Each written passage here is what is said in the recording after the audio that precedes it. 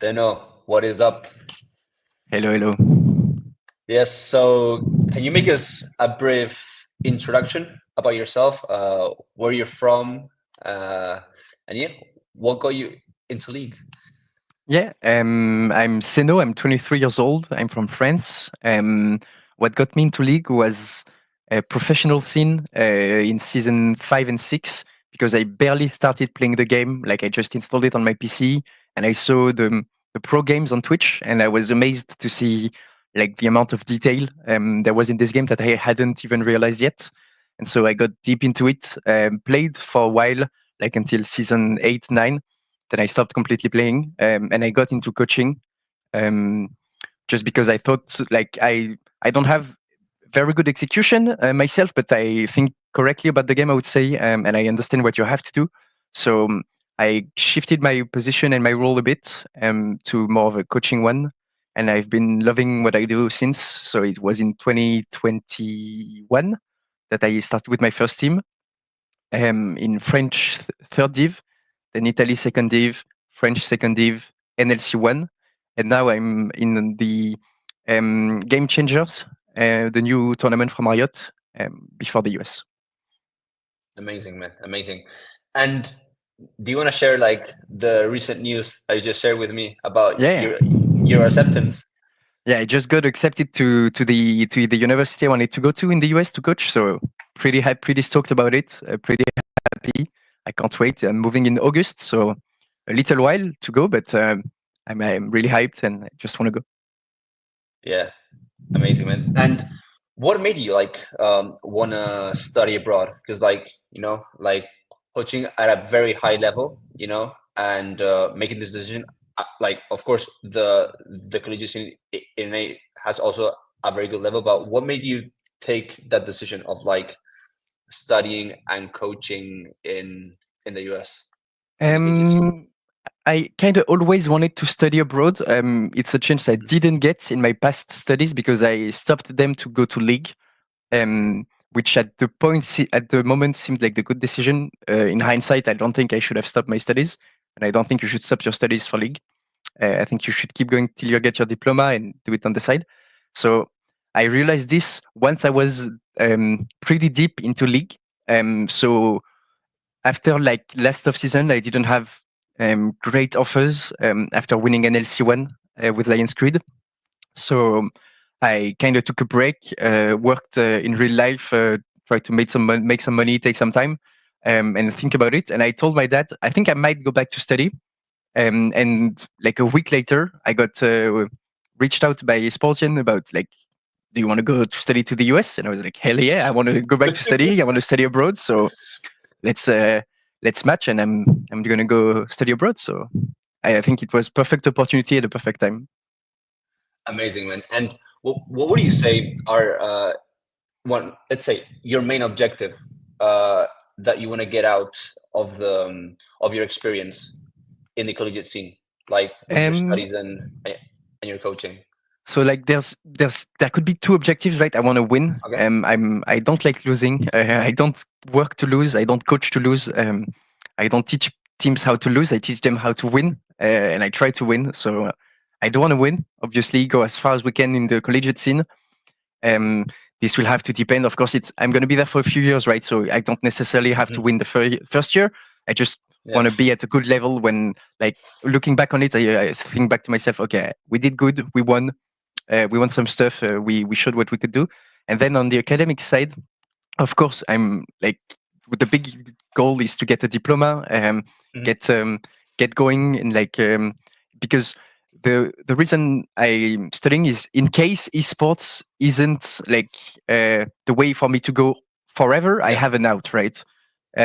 Because that's the one trap that you shouldn't fall into. So the biggest objective is the diploma and like work on my studies, um, get good results, and then on top of that, if I can win leagues with the team, it's really good. Amazing. And touching base in like this the scene in Europe, like how do you see like the sustainability of like uh, having a coaching career like full time there, or like what are the opportunities? Can you expand a bit on that? So like the situation in Europe is a bit complicated, right? Because I think we might be like if you exclude LPL and LCK, we might be the best league and the best like the best talent fostering league, right? There's a lot of young players that are really good, that have like extremely high potential, that could go on to win very high rated competitions. But the growth that we've been seeing in Europe in league has been declining. And many leagues that used to be 10 teams are gone down to 8 or even 6 teams. And just organizations don't have the money to keep financing those teams, and the sponsorship part isn't enough anymore, because the as the players level rises, their salary expectation rises as well, and the teams just don't manage following up. So you have many teams quitting, and this is exactly what happened to me in NLC. We were in like the number one team. We went 17-1 in the split, Mm-hmm. and at the end of the split, no one got paid. The team had no money, and the team disbanded. Like, how can a number one ERL team in Europe just put the key under the door and they'll be like, okay, it's GG? So I was surprised to see like how can even at this top level, many teams have no financial means to get the goals that they set. And so I realized that in Europe, I think we don't really have the like sustainability, because we're not seeing long term enough, or Riot isn't. I don't know like who's responsible, um, Mm-hmm. but it's either like the financing or Riot not distributing enough money to Yes. like the leagues that are making the game alive. And so what it means is coaches, players will have less and less opportunities to be in good teams, because those good teams are fewer and fewer. So Mm-hmm. that's why I decided also to switch off the European scene, because to me, it didn't make sense after winning the league and going to UMA. I have no offer, or offers that like are not up to my expectation. I thought like that. I realized Europe league is kind of dying.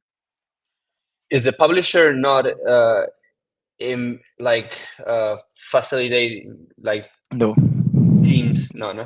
no. Like, what do you The think issue is, is the main problem? Like, how the teams monetize that they depend on sponsors and yeah, prize pools and exclusively on that's sponsors. I mean, the price yeah. pools are ridiculous now. Like if the price pools were what they are today with 10 years ago salary, yeah, it would be fine, right? Winning LEC could maybe make you pay your players. But today, if you win LEC, you don't have enough money to pay the players, right? Like it's maybe not even a fraction of it. So you have to rely exclusively on sponsorships or like investors. But if you're not G2, it's kind of hard to go to an investor and say, I need 100 million. Like most people are going to look at you like, you're an esports team, you want 100 million? Yeah, no. See you, my friend. So many teams have these issues where like they don't have the credibility the top teams have, but they have the potential, right? And they don't have the financial means. So Riot should like redistribute the money they're making from LEC and RLs back to the lower levels, right? To Yeah. help slowly grow the level back up. But there's no redistribution, none. Yeah. In traditional sports, like for example, let's put tennis. Okay, like Yeah, there is, there's this yep, pyramid, there that goes is. Yeah, from Grand Slams, 500, 150, and the money just goes yep. down into the grassroots. Yeah. Even if we take football, for instance, Yeah. like the broadcasting rights are spread equally to all the teams in the championship, right? Yeah. Because all the teams are participating to making this championship alive. And I don't know. I mean, we don't have really like broadcasting rights in Europe for esports for now. That's a big question lately. Like, do we put a paywall? How do we make it sustainable for Riot? But How I do we don't make think the the fans pay? paywall is. if Yeah, but if I they're don't think free. the paywall would work in the US maybe, because that's something they're used to. In Europe, that's not something people would like. I think Riot has to find a way to make money from ERLs and ELC and redistribute it, because they are making money for now, right now, but they're all stocking it, like keeping it, and we're not seeing the color of it. Yeah. No, it's interesting, and for the audience to know more about you as a coach, like how do you select players for your team? Like every Um, position has different personalities. yep. It's but like what's like your decision making in when you recruit? Because like you also help in the recruitment phase, as you mentioned. Yeah. You told me, right? Yeah. So Yep, I do. I would love to know about that.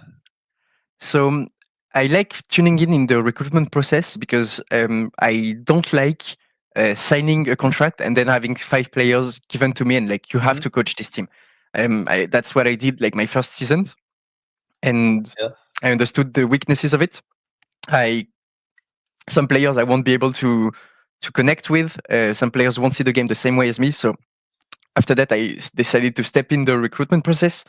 And the key factors I look for into a player are accountability, um, the fact that they question themselves to get better, and Hmm. the fact that they're honest and like uh, a good teammate might sound like a bit too general, but it's like an attitude, right? Are they honest? Are they respectful? Are they on time? Hmm. Are they respectful in game? Do they tilt? Like it's mostly out of gameplay stuff, and then it comes down to gameplay. If I have 2 players that have like the two good teammate profile, which one Hmm. actually plays the best? Which one can I coach to become the best? And then that's like where you see very technical stuff. I'm not gonna get deep into it, but like a player's clicking can, like, if I see a player clicking extremely well, and another one that's just a good teammate, I will always take the guy who's just his clicks. Maybe it doesn't mean he's playing much better, but if one element is extremely strong and I can build on it, I will take that player. So good teammate, good attitude, and one strong point that I can build upon, or an Hmm. overall like good level that we can just progress slowly as a team. Okay. And you mentioned accountability, being honest, attitude, full level. In the collegiate scene, okay, you're going to be coaching. Do you want to say the name of the university? I Yeah, just Ball got accepted. State. Yeah. Ball State, okay, yeah, okay. So like, um, in Ball State, so like students, okay, it's like it's not you're not recruiting for a specific split. You're recruiting for like 4 years, okay. Yes. You think that's going to change the way Somewhat. that you Yes. will help the Yeah. Brandon, the assistant director, in the recruitment phase? Yes. I How do think you so as well. think? Yeah. Um, so since it's a much longer contract kinda, or like they're with the team for much longer, you have Yeah. time to work on weaknesses that would otherwise take way too much time.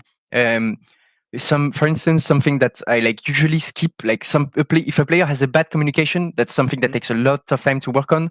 If it's for one split, usually I tell that player, sorry, that weakness is too much for me. I'm gonna choose someone else. But if it's for 4 years, for instance, and I'm living with the players literally, I think there's not many points that like we can't work on for in 4 years. Um, but it's also going to be down to talking with like the esports manager over there. Do we want to build a team that wins day one, or do we want to build the team that's going to end up winning and being really strong? It's not the same thing. You don't look for the same players. If you want a team that wins day one, you just take the 5 best players, and you're going to win one competition. Then the team is going to implode most likely. If you didn't do like any team like psychology working, who do I take with who? Then probably the team is going to explode, right? But at least they're winning. So it's all about the objectives that we're going to be given. Do we want to go for the long game?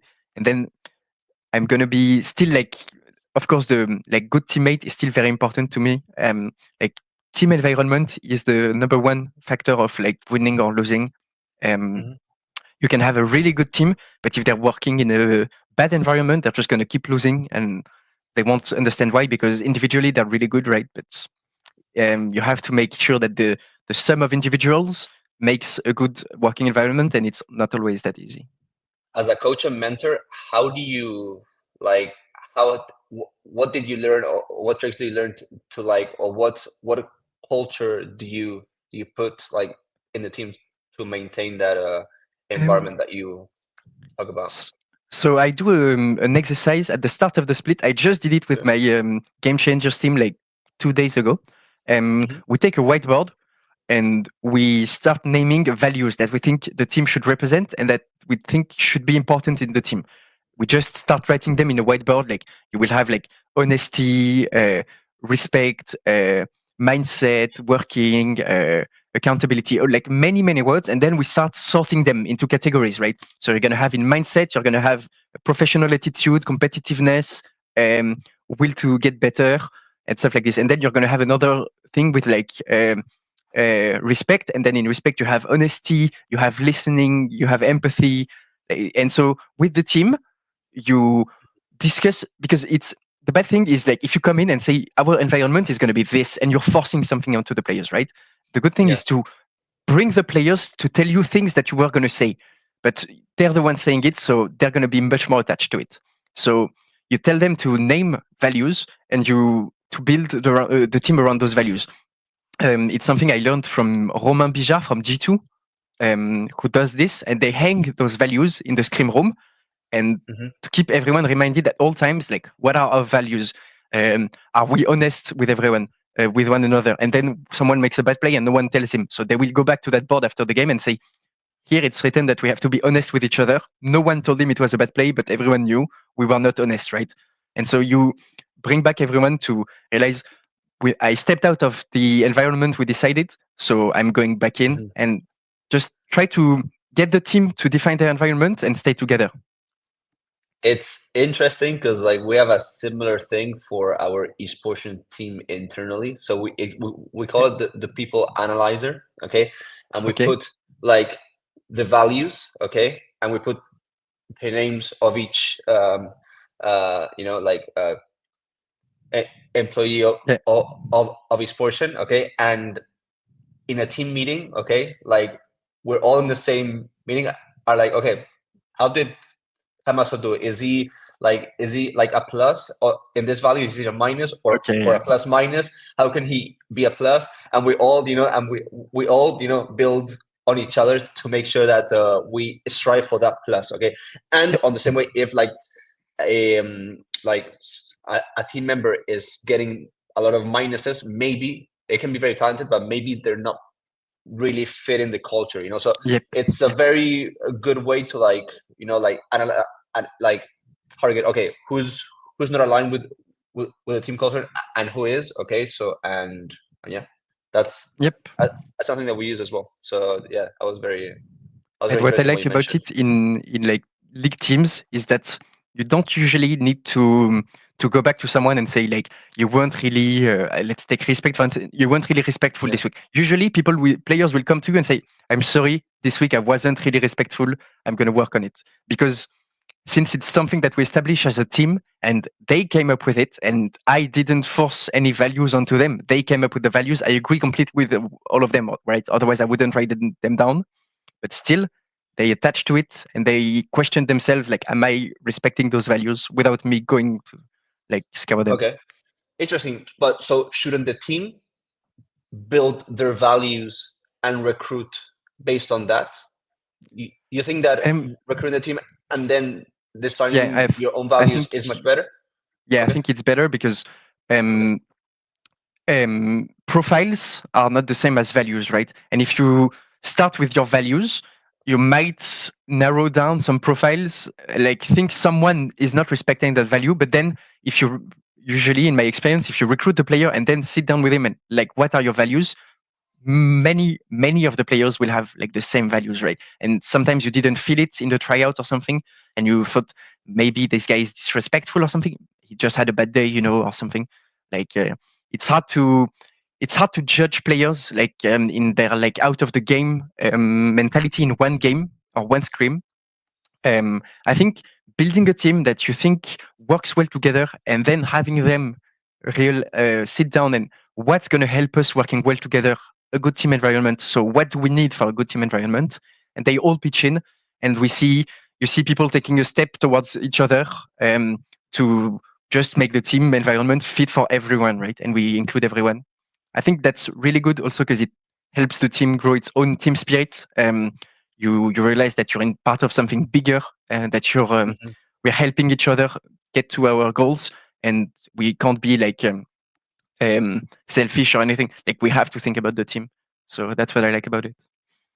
Yeah, that's amazing. And when you coach the team, do you like, are you flexible in like how you coach each team you've been through, or do you like have like a a go-to like schedule? Like, what is your day to day as a coach? And Um, how do you? Yeah.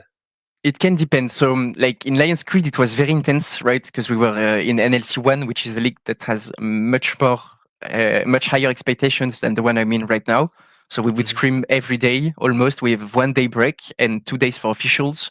Um, so I would wake up in the morning, start of the afternoon. If we're scrimming, start of the afternoon, I would prepare like the scrim document. It's a PowerPoint with like what are we working on today, who are we facing today, a little look at like the gold GG, the champion data from overall leagues. Let's talk about the meta a little bit. Let's talk about our drafting.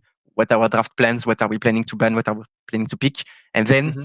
like weekly objectives. Today we're working on mid wave. Today we're working on side waves. We're working on objective setup, and then like a little grid with like green, yellow, red, and like every day we would mark it. Like, okay, today the objective was setup was really good. We put it green. If it's green, the next 2 scrims, then we go to a next point. Um, so that would be like for the screaming part, and for when we had officials, it's kind of the same. Like start of the afternoon or the day before, I put in a document in a PowerPoint the scouting. There's a lot of stuff that you can go over in scouting. There's like individual scouting, player by player in enemy team. There's their early game scouting. There's their objective scouting. There's like their draft scouting. So there's a pretty big document. It takes usually an hour before like the warm up, before officials, to talk about like enemy team stuff to pay attention to, stuff to be mindful of in draft. And then there's individual coaching that slots in like between officials and individuals and the scrims. Sorry, Mm-hmm. it can be in the afternoon or after the scrims. Sometimes it depends on the players, depends on when I have time, and it's like an hour to an hour and a half reviewing. I prefer scrim vods.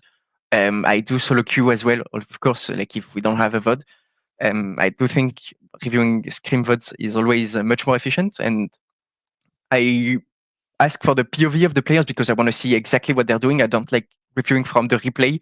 I review from the replay in like scrims because it's like team review, right? So I want to zoom out, I want to point stuff. But if I'm reviewing someone else's gameplay, I want to see their mouse, I want to see where they're clicking, I want to see where they're looking, I want to see every detail. So that's in the individual coaching. That's where I like specialized in French second div, and then I shifted to more like general coach in NLC. Amazing, man. Such detail and so much value. We have a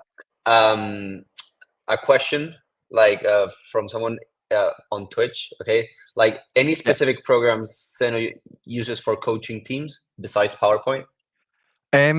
So I use obviously the League client. There's a lot of stuff you can do in the League client. I use Epic Pen to draw on the League client. Like I would just point out, draw arrows, draw some circles, put some words on the map. Like or the LOL planner, the Rift kit. You can usually like find the League of Legends map that you can put stuff onto to show exactly what you're talking about. So that's something I use. I also use something called Miro. It's basically a PowerPoint, but everyone can access it and modify it at the same time. So that's something like we do like collaborative work. Typically, like the values the other day, it's on Miro, right? It's a whiteboard where everyone has access, everyone can write, and everyone can draw or put pictures and stuff. So it's pretty good for collaborative work. I also use Grid, the League of Legends export tool that like saves any data from tournament realms and official matches. Any scrim, it saves the timeline, it saves everything. So I use this a lot, and I think that's kind of it. I use some out of the game software for like reaction testing and reaction time training, aimbot, like not some aimbot, but like aim trainers. Like any small enhancers to performance, I try to make players do it as well.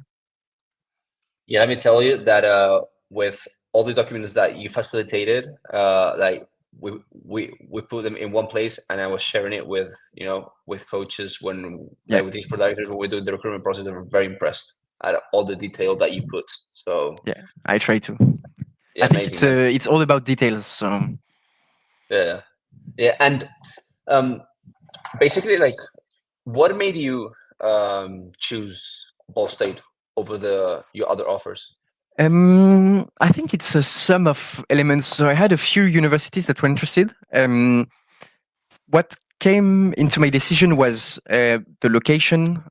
Is it like very secluded out of like in the in the bush or whatever, like completely lost, or is it like in a town in a state that I know? What's the weather like? And then looking at like the infrastructure in the uni, which campus looked the best. Talking with some players and some people who were in the university as well.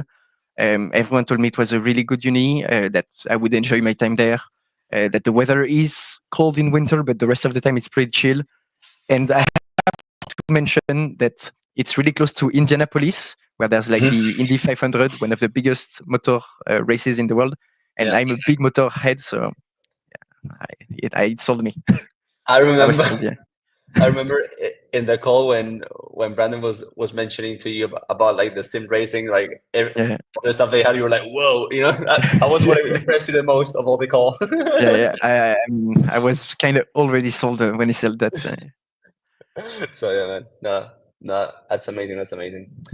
And before we wrap up, like, is there anything that you would like to mention that we haven't mentioned yet? About league or studying? Both, whatever. I mean, I think this opportunity is one any player should consider very strongly. Studying abroad is not a chance many people get. So if you do get the chance, I think it should be considered. It brings a big line to your CV. It opens your mind a lot. Living in another country for multiple years, living with other young people, adapting to the society, to the culture, it makes you, I think, smarter to just go abroad and live abroad. So I think that's something people should consider. And also, I would advise most players to look into this because, as I said, the sustainability in Europe is not that good, and you have to look for an out. At least, if you're planning on going full time in league, get an out somehow. It can be studies, it can be money, it can be inheritance, whatever. But have an out. Don't be left alone if like tomorrow league dies and you have nothing. But please prepare an out. That's the one advice I would give. Yeah. After your collegiate experience, would you consider continue to be in pro, or Yeah. are you going? Yeah. I've been talking to, I don't know if you know Nuke Duck. He used to be a European player in league. He played in Schalke and other teams, and then went to the US to coach. And we play the same game, so we ended up talking not too long ago. And he told me that if I could, I should work in the US as a coach later because it's much better than Europe. The salaries are much better. The like the teams actually don't have like insane ego, and you can actually tell to a team that they're playing bad, and you won't get sent off immediately because it's something that kind of happens in Europe. Yeah. So like they're much more willing to progress and to get better, and the goals are there in the US, like the financial means and infrastructure means. So I think if I get the opportunity, sure. If I don't, I won't be the saddest man in the world. I will have done my stint in esports. I think looking back on it, I like if my career stops after both states, I think I would have some regrets, thinking like I could have done more, but I still won the NLC, right? I went to EMEA. I think it's not insane, but I would still be happy with it. Yeah, I mean the amount of like money they invest in infrastructure, Yeah, scholarships, it's you know, insane.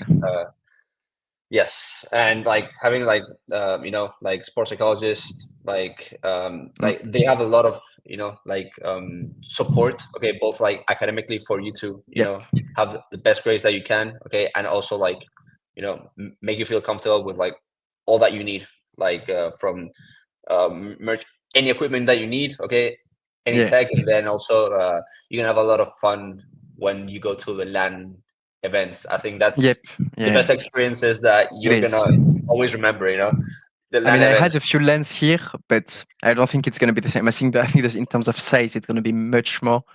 But I'm really excited to go back to lands because that's where my like esports career started as a player. When I Yeah. used to play the game still, I did a lot of lands, and I think that's like one of the best experiences you can live as a player. You're surrounded by players who love the same game as you do. You're seeing wonderful games of League of Legends, and you're playing with your friends. Like it's Yeah, royal. it's amazing. And we have a question from Marcus from LinkedIn. Where would the next country you would want to go to? What is the next New country? Zealand. Why? Because I love the Lord of the Rings and I love the sights I see in those movies over there, and I like when I saw the movie as a kid, I asked my dad like, where is this? I want to go, and he told me New Zealand. So I went to Australia. I didn't have the chance to go to New Zealand yet, but after the Yeah, yeah. US, I think it's my next trip. I went in last November, Yeah. to Australia for the Fuse Cup. It's like a high school esports event, and Okay. their grassroots is amazing. The high school scene is amazing, and I met the guy from New Zealand that is in the federation and stuff, like high performance, and they consider like Yeah. sports, like esports. Like they're a small country, but like they have high performing athletes, and now they've done the same with esports, and the amount of opportunities and facilities they offer like their Yeah. pro players is amazing as well. So It like is. for esports, I mean, if you want to go to New Zealand, like it's also a great country to go to, and Yep. also it's a bit like far away. Like you It need to, is. But yeah, so is the US, right? And I'm moving for 4 years. So yeah, that's true. and And since I did Australia already, it's barely like an hour more on the flight. So yeah, no, that's true. And Rikino says, how does one can look for a coaching job in US and or Canada? You get offered by companies like Liquid, Cloud9, etc. Like, what has been your experience? So I mean, I don't really know how in the US it's going to happen, right? But I would guess that, like, for if I'm talking about my profile, if I have good results in the collegiate scene, I can probably reach out to some people over there. Um, Usually, if you want to get a coaching job, you're going to have to reach out. Sometimes people will reach out to you, but it's pretty rare. Usually, you will get reached out by teams that are slightly under what you are aiming for. So if you want to get what you're aiming for, you need to reach out to the teams. You need to present your profile, say why they need you and not someone else. Um, and so I think that's probably something that could happen in the US. Like if I have good results, I know some people already in the scene, so I can pass out my CV or ask to reach out to their manager or something, and try to get myself in the team. I think it's um, esports is a scene where you have to promote yourself and you have to sell yourself if you want to get claimed in. Yeah. Do you like, what is the platform that you use for reach out? Do you go to specific events, or is it all done in social media and through like having your coaching experience? Like, how does it work? For me, it's mostly through social media, either on Twitter or Discord. I would reach out, like some US coaches I have on Discord, so I could reach out to them on Discord, ask for their manager's Discord, for instance. If you don't have anyone to reach out to, I think reaching out on social media, you scour a bit the social media and you try to find out on Twitter who the manager of Team Liquid is, for instance, and you DM that guy. And you have to take the bull by the horns, right? You have to send yourself into those DMs and you have to take the leap. It's kind of weird. Most of the time, you're going to get a negative answer, but when you whisper the right person at the right time, you're going to get sure, come try out for us, and then you impress them, and then you're in. So you have to make the first step as a coach, either on social media or Discord. Amazing. Seno, thank you so much for your time and for your advice. Yep, thank Guys, you for having me. thank you also for the chat, to ask all these questions. We Mm. love it also. So like, like we're gonna still work towards, making all the process to Ball State, but like Yep. amazing that you just got accepted, like the offer, and I'm very excited to follow your, Thank you. all your progress, because like it's gonna be like you're gonna add a lot of value to the collegiate scene. Also like international talent, like your level. Okay, like it's just gonna always level up the collegiate scene. So I'm I'm very happy looking for forward that. to it. Okay, Teno, I'll see you around, and thank you for your time. Thank you for